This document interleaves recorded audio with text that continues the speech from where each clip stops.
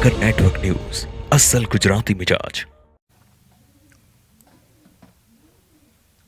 નમસ્કાર, આપની સાથે હું છું લવલીન. સાયબરને લાગતા અલગ અલગ મુદ્દાઓ પર રોજ ચર્ચા કરીએ છીએ અને આપ લોકોને જાગૃત પણ કરીએ છીએ.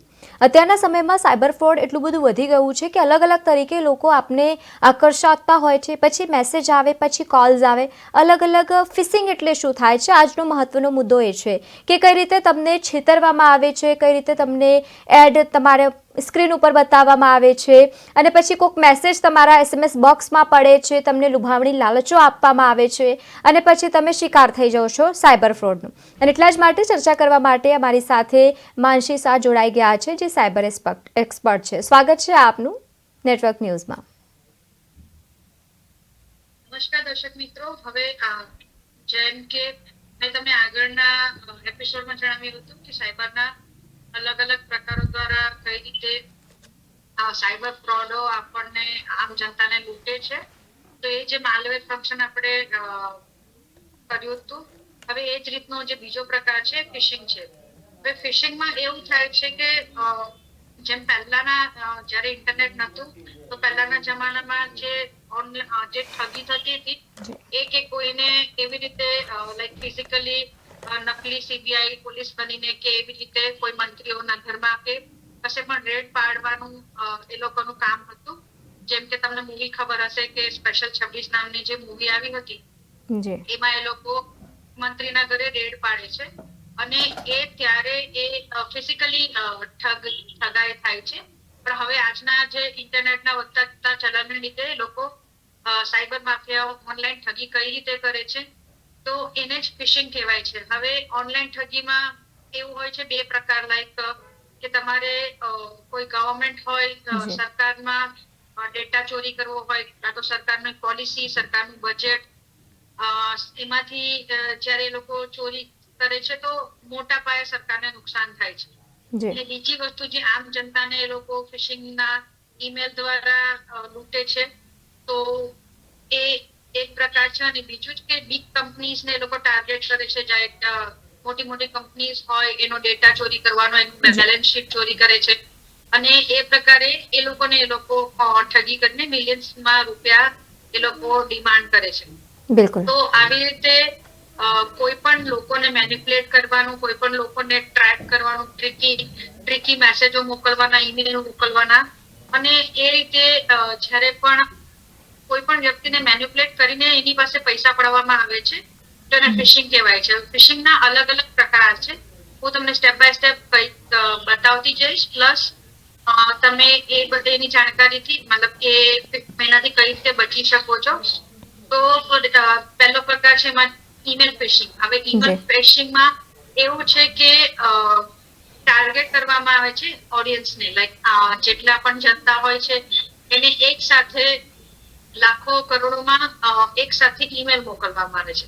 હવે એક સાથે ઈમેલ મોકલવામાં આવે છે તો એ લોકોનો ટાર્ગેટ એ જ હોય છે કે બલ્કમાં ઈમેલ જે સેન્ડ કરે છે અને એમાં એમ તમને સપોઝ કોઈ ઓફર આપે છે કે તમે આ કાર જીતી ગયા છો કે કોઈ લોટરી તમે જીતી ગયા છો અને તમે આ લિંક પર ક્લિક કરો અને આ ડેટા ફિલ કરો એટલે તમને આ વસ્તુ મળી જશે. એટલે આમાં ત્યારે એ લોકોનો ઈરાદો હોય છે કે તમારા ક્રેડિટ કાર્ડ, ડેબિટ કાર્ડ, કાં તો તમારી અંગત ડિટેલને ચોરી કરવાનો અને તમારી પાસેથી પૈસા પડાવવાનો. તો આ જ રીતે સ્પેમ ફિશિંગ પણ એ જ રીતે થાય છે કે કોઈ પણ કંપનીઝને એ લોકો મેસેજ કરે છે, ટાર્ગેટ કરે છે એના ડેટા ચોરી કરવા માટે. તો એમની બેલેન્સ શીટ હોય છે, એમના અંગત છે એ લોકો પ્રોડક્ટ બનાવવાના હોય છે, એની ડિટેલની જાણકારી જોઈએ છે. તો એ રીતે ફિશિંગમાં ઈમેલ દ્વારા આ ચોરી થાય છે. બીજું છે પ્રકાર એ છે વેલિંગ. હવે વેલિંગ એટલે તમને ખબર છે કે વેલ માછલી એટલે જેમ કે દરિયાની સૌથી મોટી માછલી છે, એટલે મોટા લોકોને મતલબ વેલ એટલે મોટા લોકોને લોકો ફસાવે છે. મોટા લોકો કે લાઈક ફોર એક્ઝામ્પલ કોઈ કંપનીના CEO હોય છે, કોઈ કંપનીના CFO હોય છે, કે કંપનીના ઓનર્સ હોય છે. ફોર એક્ઝામ્પલ આપણે અહીંયા જોઈએ તો ઇન્ડિયામાં રિલાયન્સ છે, ટાટા ગ્રુપ છે, તો આ બધી મોટી મોટી કંપનીઓના CEO, CFO ને લોકો ટાર્ગેટ કરે છે અને જેટલા મોટા હોદ્દા પર કર્મચારી હોય, મતલબ એ ઓનર હોય છે, એને એ લોકો પહેલા તો એ લોકોની સ્ટડી કરે છે કે સપોઝ કે ટાટા ગ્રુપ અત્યારે કઈ બ્રાન્ડની કાર બનાવવા જઈ રહ્યું છે, કે કાં તો એમને કયા પ્રોફેશનલ માણસની પોતાની કંપનીમાં જરૂર છે, જી ક્યાં તો કોઈનો ઇન્ટરવ્યુ લેવાનો છે, આઈ મીન એમની હાયરિંગ માટે. તો એવી રીતે મોટા લોકોને એ લોકો આ રીતે ભરમાવે છે કે સપોઝ કોઈ જગ્યાએ એમણે વાંચ્યું હોય કે Tata group is hiring this person for like vice પ્રેસિડેન્ટની પોસ્ટ હોય છે કે કોઈ પણ, તો એ લોકો એ જ રીતે એ લોકોને ઈમેલ મોકલે છે કે અમારી પાસે આટલા લોકો અવેલેબલ છે, તમે એનો ઇન્ટરવ્યુ લઈ શકો છો, કાં તો આ પ્રોડક્ટ છે જે તમારી કાર માટે તમે યુઝ કરો છો, યુઝ કરી શકો છો. એટલે એ રીતે જે મોટા મોટા લોકોને ફસાવવાનું છે એ પણ કાવતરું હોય છે ઈમેલ દ્વારા. તો એને વેલિંગ કહેવાય છે કે target not the bulk of people but smaller people. પણ એમાં શું હોય છે કે એ smaller people in the sense કે smaller group like CFO, CEO like that. તો એ રીતે એ લોકો એમાં બલ્કમાં ઈમેલ નથી કરતા. એ ટાર્ગેટ લોકોને જ મોટા મોટા લોકોને ફસાવવા માટે જે કરવામાં આવે છે એને વેલિંગ કહેવાય છે. તો ફિશિંગમાં જે રીતે સમુદ્રમાં જાળ ફેંકીને બહુ બધી માછલીઓ એ લોકો મતલબ કવર કરતા હોય છે, એમાં બલ્કમાં ઈમેલ થાય છે, એને ફિશિંગ છે, અને એ ઈમેલ ફિશિંગ છે. અને જે વેલ છે એ વેલિંગમાં એ લોકો પર્ટિક્યુલર ઓડિયન્સને પર્ટિક્યુલર માણસોને ટાર્ગેટ કરે છે. પછી બીજું જે આવે છે સ્મેશિંગ. હવે સ્મેશિંગમાં એવું છે કે એ લોકો SMS થ્રુ અટેક કરે છે. હવે કોઈ પણ પ્રોડક્ટ હોય કે તમને એ લોકો લોભામણી લાલચ આપે છે કે SMS એટલે કે શોર્ટ મેસેજ સર્વિસ. હવે એમાં એવું કહે છે કે ફ્રોડ SMS તમને મોકલો છે કે you have von lottery amount of $5,000, કાં તો તમને કોઈક આઈફોન ની લોટરી લાગી છે, અને એ લોકો એવા અનટ્રસ્ટેડ રિસોર્સ દ્વારા તમને એ મેસેજ મોકલે છે, અને એ મેસેજમાં લિંક આપી હોય છે. હવે જેવા તમે લિંક પર ક્લિક કરો છો એટલે એ લોકો તમને આડકતરી રીતે નુકસાન પહોંચાડે છે. હવે આ SMS આવી રીતે બચવાનો એક જ ઉપાય છે કે તમે આવા SMS ની લિંક પર ક્લિક ના કરો, યા તો SMS નો જે પણ નંબર હોય છે એ બધા નંબરને તમે બ્લોક કરી દેવો. તો આ જે SMS દ્વારા જે સ્મેશિંગ દ્વારા જે SMS ની અટેક કરાય છે, એ લોકો બલ્કમાં SMS કરે છે કે સપોઝ 10 લાખ લોકોને મેસેજ કર્યા, એમાંથી કોઈ બધા લોકો માટે પાસેથી 10,000 પણ એ લોકો પડાવે તો એ લોકોનું ટાર્ગેટ ડેલીનું પૂરું થઈ જાય છે. તો આ રીતે એ લોકો સ્મિશિંગ થી આમ જનતાને લૂંટે છે. પછી બીજો પ્રકારે જે આવે છે કે વિશિંગ. હવે વિશિંગમાં એ લોકો શું કરે છે કે એ લોકો IVR કોલ નો યુઝ કરે છે. મતલબ તમને SMS તો મોકલે જ છે, પણ એ લોકો એવી રીતે ટ્રેપ નાખે છે કે તમને કોલ કરે. મતલબ પહેલા તો તમારો એ લોકો પ્રોબ્લેમ જાણે છે. ફોર એક્ઝામ્પલ કોઈ ટ્વિટર પર નાખ્યું હોય કે Tata group is hiring for this things, યા તો જેમ હમણાં એક બનાવ બન્યો હતો કે એક જે યુટ્યુબર હતા એમને બેંકના એમના કોઈક ઇસ્યુ હતા, તો એમણે બેંકની પર્સનલ મેસેજમાં નહીં પણ બેંકની વેબસાઇટની વોલ પર જઈને ટ્વીટ કર્યું. એટલે શું થયું કે બેંક વાળા હજુ એમને ફોન કરે, ચેટ કરે એ પહેલા જે સાયબર ફ્રોડ હોય છે એને જાણી લીધું કે એમને બેંકના તરફથી આટલો પ્રોબ્લેમ છે, અને એને સોલ્વ કરવા માટે એ લોકોએ શું કર્યું કે IVR પદ્ધતિથી એ લોકોએ ફોન કર્યો. અને આ લોકો શું કરે છે, જયારે તમને ફોન કરે છે તો તમારા ફોન નો એક્સેસ તો એ લોકો પાસે આવી જ જાય છે, પ્લસ તમારા ચેટ નો એક્સેસ પણ આવી જાય છે. એટલે તમે બેંક સાથે શું વાતચીત કરી, તમારા બેંક સાથે શું ઇસ્યુ છે, તમારા જ ઇસ્યુ દ્વારા તમને ફોન કોલ કરવામાં આવે છે. એટલે તમે એ વસ્તુમાં ફસાઈ જાવ છો, બીકોઝ તમને એમ લાગે છે કે મેં આ વસ્તુની માહિતી ટ્વીટ કરી હતી, લોકોને આપી હતી, અને બેંક વાળાએ જોઈ હશે અને બેંક વાળાએ મને ફોન કર્યો છે, પણ ખરેખર એ કોલ તમને બેંક વાળા તરફથી નથી આવતો હોતો. એ તમે ટ્રેપમાં ફસાઈ જાઓ છો, અને એ કોલ સાયબર ફ્રોડ દ્વારા આવે છે. અને પછી તમારી જે દુખતી નસ હોય એના પર એ લોકો કામ કરીને તમારી પાસે યા તો એ લોકોને ડેટા જોઈતો હોય, યા તો પૈસા જોતા હોય, કોઈ પણ વસ્તુની એ લોકો માંગણી કરે છે. તે વિશિંગમાં આવે છે કે તમે એ લોકોની જાળમાં ફસાઈ જાઓ છો ઓન ફોન દ્વારા. SMS, ઈમેલ, હવે ફોન દ્વારા. હવે બીજો એક પ્રકાર છે જે છે ક્લોન ફિશિંગ. ક્લોન ફિશિંગમાં એ લોકો શું કરે છે કે તમને એવી અત્યારે જેમ કે ફ્લિપકાર્ટ, એમેઝોન ઘણી બધી વેબસાઇટો હોય છે જેમના પર એ લોકો ઓફર બહાર કાઢે છે, જેમ કે બ્લેક ફ્રાઈડે સેલ કાં તો બિગ બિલિયન ઓફર્સ.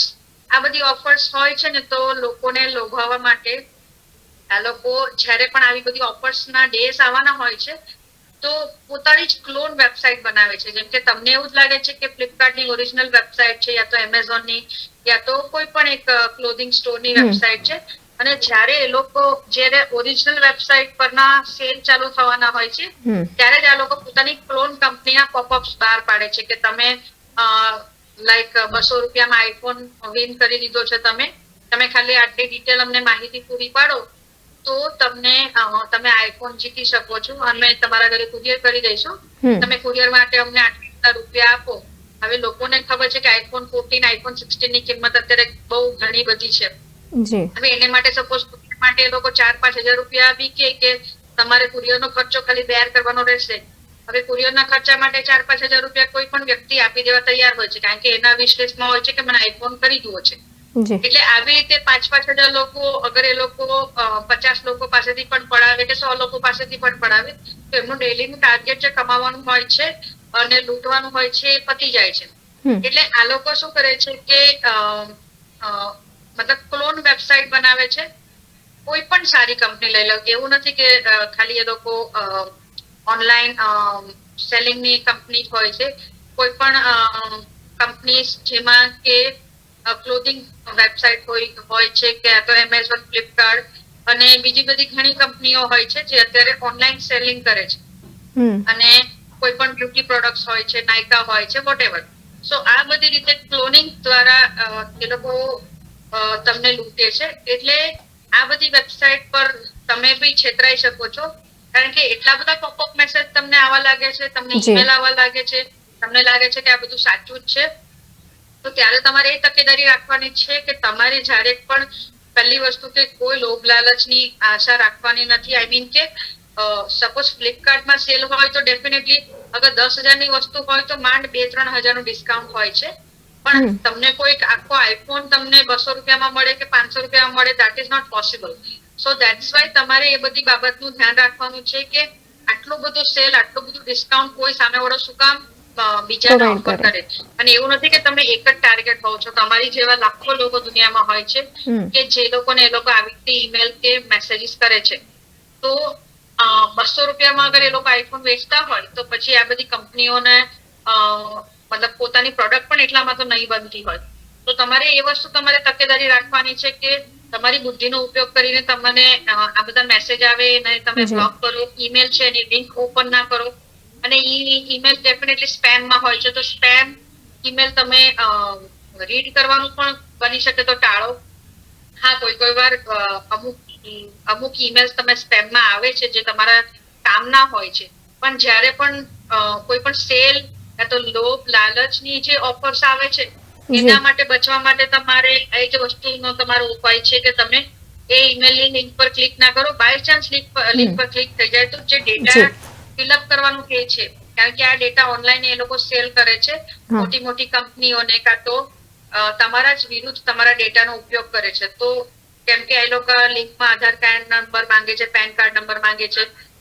તો કોઈ વાર એ લોકો ઓનલાઈન પેમેન્ટ કરવાનું કહે છે તો તમારા ક્રેડિટ કાર્ડની ડિટેલ્સ પણ તમે શેર કરી દો છો અને અજાણતા તમારાથી ઓનલાઈન પૈસા એ લોકોને ચૂકવી દેવાય છે. સો એ જ રીતે આ રીતે જેટલા પણ અલગ અલગ પ્રકારના ફિશિંગ થાય છે ઈમેલ દ્વારા અને ફોન દ્વારા અને SMS દ્વારા, તો આ બધાથી બચવા માટે તમારે એ જ વસ્તુ છે કે તમે એ બધાને ધ્યાન રાખો. અને અમુક વાર શું છે કે જેમ કે કોવિડ આવ્યું હતું તો કોવિડમાં કેવું હતું કે જ્યાં સુધીની વેક્સિન નથી બની તો ત્યાં સુધી લોકોનું અને સરકારનું એ જ કેવું હતું કે તમને જ્યારે પણ એના સિમ્ટમ્સ ખબર પડે તો તમે તમારી જાતે સતર્ક રહો કે કોવિડથી બચવા માટે પહેલા તો શું કરવાનું, તમારે ઘરે શું કાળજી લેવાની, શું પગલા લેવાના. વેક્સિન આવી પછી એનો ઉપાય તમારા મતલબ બધાને આવ્યો કે ભાઈ હવે વેક્સિન આવી ગઈ છે, પણ એ પહેલા તો તમે જાતે પોતે સતર્ક રહેતા હતા. તો આમાં પણ સેમ વસ્તુ છે. તમને કોઈ એમ કે અમને તમને બેંકમાં નોકરી અપાવી દઈશું, તમને એવો કોઈ ઈમેલ આવે, તમારી પાસે 50,000 રૂપિયાની માંગણી કરે, કાં તો SMS કે કોલ આવે, કે જે અનએમ્પ્લોયડ લોકો છે, જે રિસન્ટલી ગ્રેજ્યુએટ થયા છે, જે દેશનું યુવાધન છે, એ લોકોને એ રીતે આ રીતે ઘરમાં કે તમને બેંકની નોકરી મળી જાય છે, તો એ રીતે કોઈ આસાનીથી નોકરી નથી મળતી. તમારે બાકાયદાની એક્ઝામ હોય એ ક્લિયર કરવાની હોય છે, અને કોઈ પણ ગવર્મેન્ટ સેક્ટરમાં કે કશે પણ તમને જોબ જોઈતી હોય તો એને માટે તમારે મહેનત કરવાની હોય છે, એની એક્ઝામ ક્લિયર કરવાની હોય છે.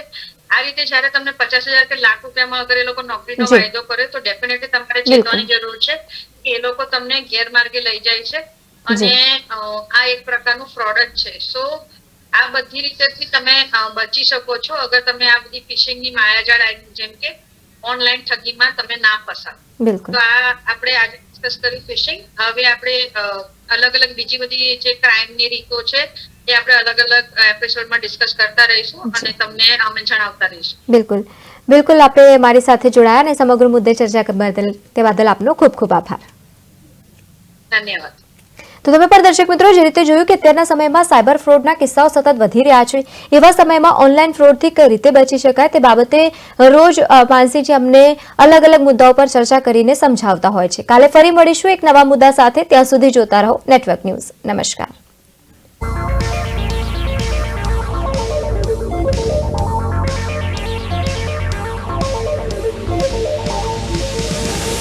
પાટનગર નેટવર્ક ન્યૂઝ, અસલ ગુજરાતી મિજાજ.